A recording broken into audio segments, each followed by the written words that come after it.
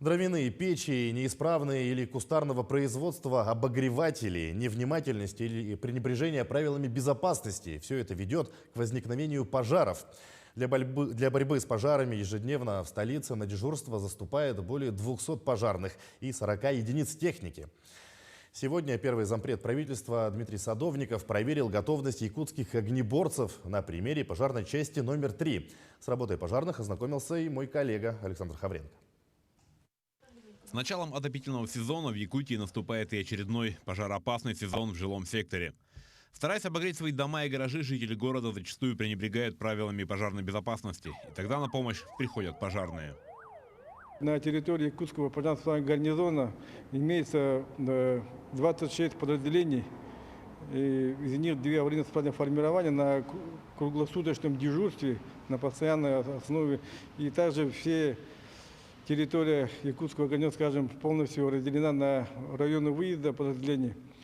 На боевом дежурстве заступает ежедневно до 40 единиц техники и более 200 человек личного состава. Пожарная часть номер 3 располагается в микрорайоне Марха. В зоне ее обслуживания Марха, район Кирзавода, Сон-Сатал и прилегающие садово-огороднические товарищества. Район Белого озера и Портовской район до улицы Севастопольской.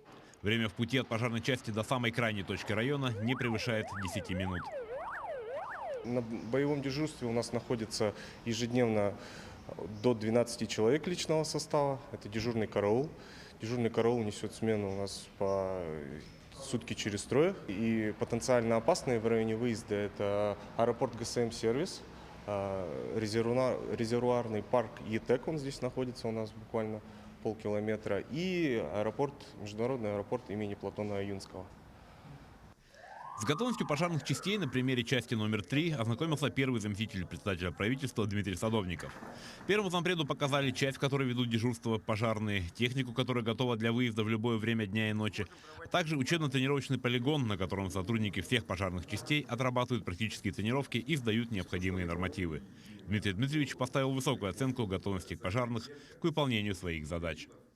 С началом отопительного сезона, в межсезонье у нас начинается такой пожароопасный сезон уже в жилом секторе. И сегодня надо признать, что в микрорайоне Марха, в Гагаринском округе были такие, скажем, пожары, которых стоит обратить внимание. И здесь мы видим, что все равно боевой расчет и в целом пожарная часть находится в боевом состоянии. И это наш совместный выезд с депутатским корпусом парламента нашей республики и городского округа города Якутск. И я думаю, что коллеги и я осмотром довольны. Несмотря на полную готовность пожарных прийти на помощь, пожарная безопасность в первую очередь зависит от самих горожан. Поэтому, как говорится, лучше, если у пожарных будут сухие рукава. Александр Хавренко, Павел Пахомов, Якутск.